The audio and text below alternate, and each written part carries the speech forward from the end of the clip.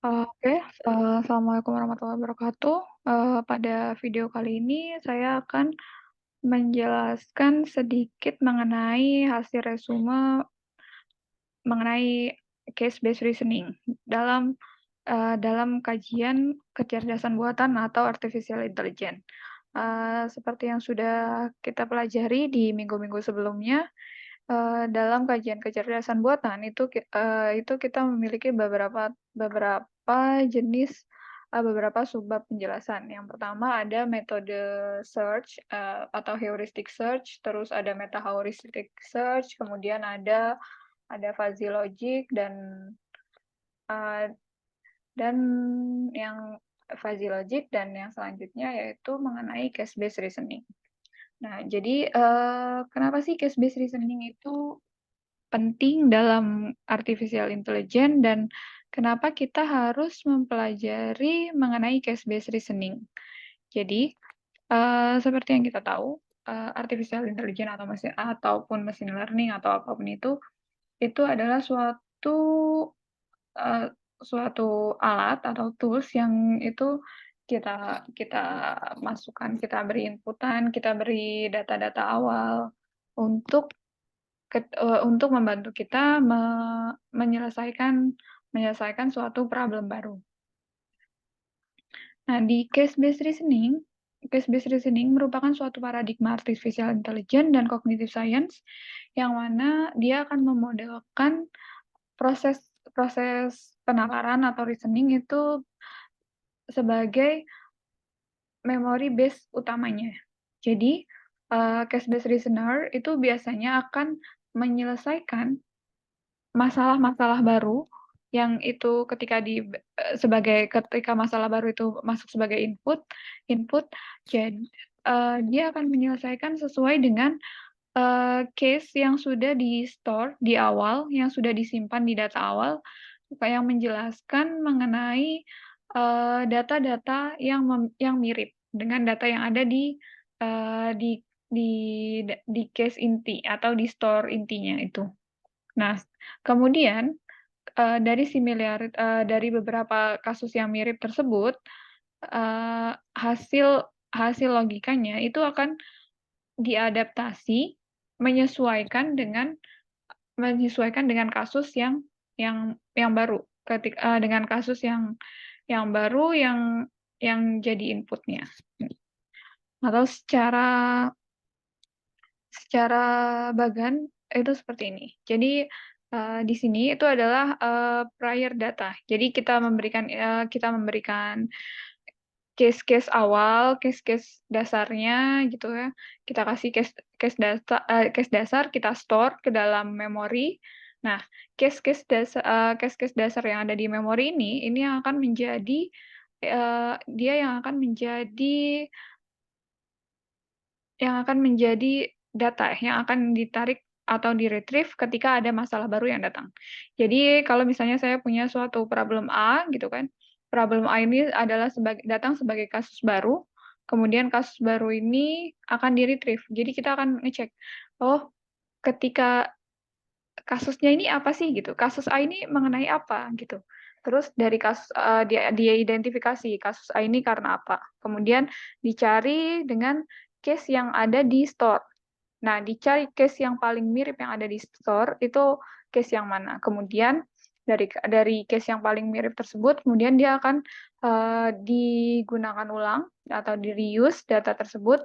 Oh, kalau misalnya kasus A adalah mirip dengan kasus B itu penyelesaiannya adalah step A, step B, step C gitu kan, berarti si kasus A akan diselesaikan dengan cara yang hampir mirip. Nah, kemudian dari cara yang hampir mirip tersebut, kemudian dia akan direvisi. Oh, ada beberapa cara yang tidak sesuai, berarti kalau dari A, B, C itu yang tidak sesuai yang C, maka dia akan direvisi. Oh, berarti yang C tidak sesuai, berarti kita cuma ambil, step A dan step B aja dari kasus B yang ada di store, yang mirip dengan kasus A. Kemudian datanya tersebut akan di-retain, kemudian akan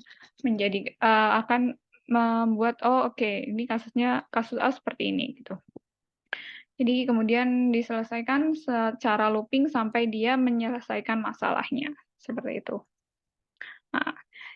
atau case based reasoning itu akan selain berdasarkan dengan eh berdasarkan dengan misal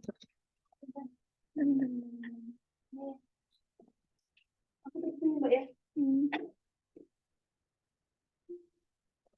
Oke, jadi seperti yang sudah dijelaskan di awal, case-based reasoning itu selain berdasarkan dari kasus-kasus yang udah ada, kenapa sih case-based reasoning itu kita membuat datanya itu adalah dengan cara menyimpan kasus-kasus yang ada. Jadi secara umum, case-based reasoning ini adalah suatu suatu metode penalaran yang itu dia paling mirip dengan eh, cara berpikir manusia secara psikologi gitu kan, di mana manusia itu punya tendensi ketika dia dapat suatu problem baru atau suatu masalah baru, dia akan menyelesaikan berdasarkan pengalaman-pengalaman yang ada di dalam uh, di dalam knowledge-nya gitu. Nah, dan itu karena itu selalu bertumbuh gitu kan. Knowledge itu didapatkan selalu bertumbuh. Jadi knowledge yang dimiliki oleh manusia di di otaknya masing-masing itu yang kemudian di diikuti untuk kajian komputasi ini di mana uh, knowledge yang kita punya itu adalah kita berikan kalau itu kan kita kalau paradigma kalau dalam kasus manusia itu kan dipelajari oleh sendirinya. Nah, kalau di dalam komutasi, jadi dia itu kita yang memberikan kasusnya. Jadi kita yang men-store, kita yang akan memberikan case-case-nya itu yang akan dijadikan sebagai uh, case basicnya. Jadi sebagai store-nya. Jadi kayak memori-memori awalnya seperti itu. Contohnya, kalau misalnya saya mau membuat kopi gitu ya, ingin membuat kopi filter gitu kan ya. Kalau misalnya saya belum pernah. Gimana sih caranya gitu kan? Berarti saya harus tahu dulu tahapan apa, alat-alat apa yang saya butuhkan. Nah, ketika alat-alat itu sudah saya punya, saya sudah mengerti caranya. Oh, berarti uh, saya harus mengikuti step-stepnya. Saya harus menyesuaikan jenis drippernya. Saya harus menyesuaikan dengan jenis kopinya. Kemudian saya harus menyesuaikan dengan jenis uh, temperaturnya gitu kan. Kemudian saya buat kopinya seperti itu. Nah, ketika ketika itu sudah pernah saya melakukan ketika case mengenai kopi ini sudah di-store ke dalam memori.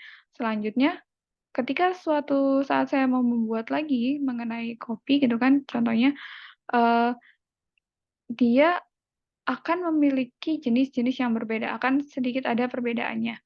Ya, entah itu dari segi rasa berarti kan atau dari segi jenis. Nah, seperti itu. Oh, berarti yang kemarin caranya seperti ini. Berarti next kalau misalnya dia rasanya berubah, berarti ada yang salah. Nah, salahnya itu di mana? Kita bisa menganalisa salahnya apakah saya menggunakan air yang berbeda, apakah saya menggunakan bin yang berbeda seperti itu. Itu pun yang terjadi di dalam case based reasoning dalam eh, game atau beberapa hal lainnya seperti itu. Nah, yang kemudian jadi tantangannya di segi apa sih untuk case based reasoning itu? Jadi tantangan utama di case based reasoning itu uh, selain case yang kita store, tantangan utamanya adalah menyesuaikan language apa yang akan kita gunakan gitu. Karena kan setiap setiap program atau apa yang dibuat itu kan memiliki language masing-masing tergantung si developernya dia mau menggunakan language apa. Nah, biasanya case based reasoning itu adalah titik uh, yang harus ditentukan awal itu adalah kita akan menggunakan language apa yang kira-kira akan digunakan yang sesuai dengan apa yang kita mau gitu. Jadi seperti itu. Jadi untuk case based reasoning-nya itu tidak terlalu bermasalah selama store case-nya yang ada itu cukup banyak dan dia memiliki similarity dengan kasus baru yang sewaktu-waktu misalnya dia uh, kita jadikan input. Selama dia punya memory cache yang banyak, maka, algoritmanya tidak akan maka prosesnya dia tidak akan terlalu sulit gitu. Kalau dia punya case yang banyak, dia punya case yang banyak, punya beberapa similarity yang cukup untuk menyelesaikan. Nah, tergantung hanya saja bagaimana nantinya kita akan menyelesaikan case tersebut menggunakan bahasa yang sesuai, seperti itu. Mungkin itu dari saya untuk, resume mengenai case based reasoning ini. Jika ada yang salah, saya mohon maaf. Jika ada yang kurang, silahkan bisa ditambahi di komen. Oke, sekian dari saya. Assalamualaikum warahmatullahi wabarakatuh.